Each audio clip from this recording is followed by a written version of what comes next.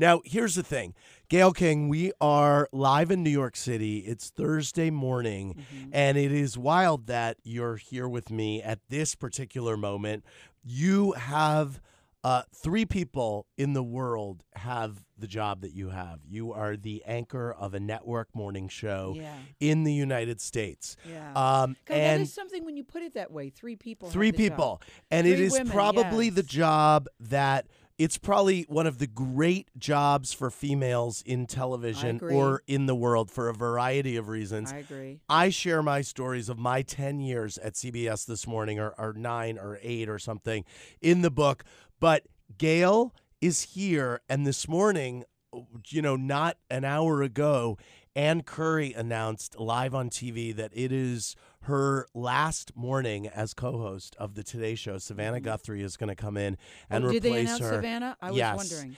And this has been, speculated about in the media for a long time. And I want to talk to you about the media relating to Ann Curry in a second. But first, I want to play Ann's goodbye, part of it, and you have not heard this yet. I was going to say because I was on the air at the same time, so I haven't had a chance to see it. Okay, so let's listen to Ann Curry saying goodbye, and let me also say, Gayle and I are here taking your calls at 888-94-STARS.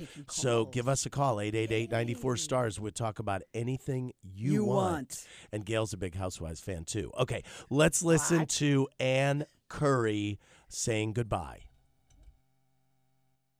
I'm going to have a new title and a new role, and this is not as I expected to ever leave this couch after 15 years, but I am so grateful, especially to all of you who watch, because Matt and I and everyone who sits on this couch, we often call ourselves a family, but you are the real Today Show family.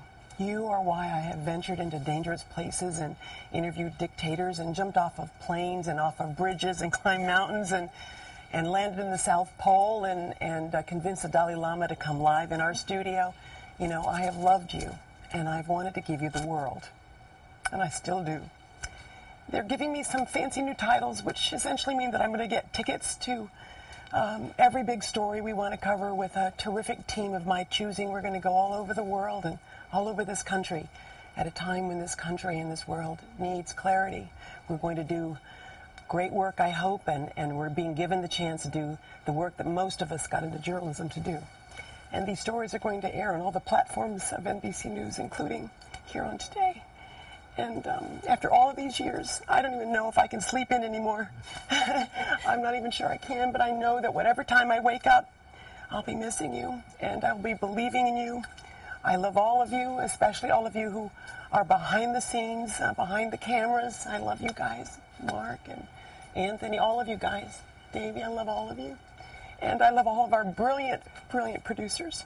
And for all of you who saw me as a groundbreaker, I'm sorry I couldn't carry the ball over the finish line, but man, I did try. And so to all of you who watch, thank you from the bottom of my heart for letting me touch yours, and thank you for your tweets and your emails and for your support, and I will keep trying, and I'm so sorry I've turned into a sob sister this morning. Please forgive me, but I hope you'll wish me well. I'm sorry I couldn't carry the ball over the finish line. I know. I felt a little ping in my heart when I heard that. But you know what I hear when she's speaking? I hear her really speaking from her heart. And that's so rare, Andy, that you see somebody be that candid and be that raw. I'm not looking at the video, but it sounds like she's extremely emotional. And normally we live in an age where people try to hold it together, especially on TV news. Yes. Where you're supposed to show no emotion whatsoever. Right. But I really felt her heart, and I think that when you're speaking from your heart, nobody can fault you for that. Right. Imagine what this must have been like for her with all of the speculation and all of the, quote, leaks and all of the stories coming out. Right.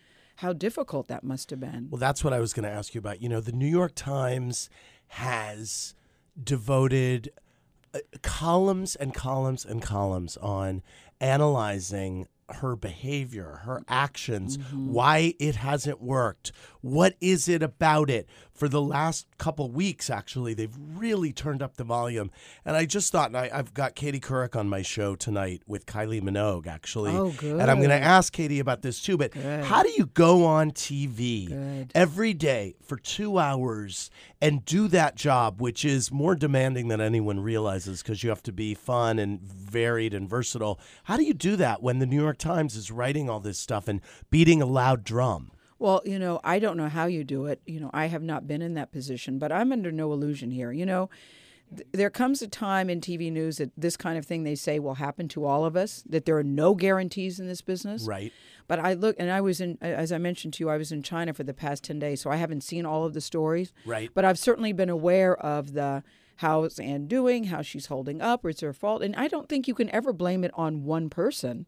You can't. You can't blame success or failure, I believe, in these situations on one person. And I don't know how she's been able to go on day after day when everybody's analyzing every expression, every gesture you make, everything you say, how you look or how you don't look.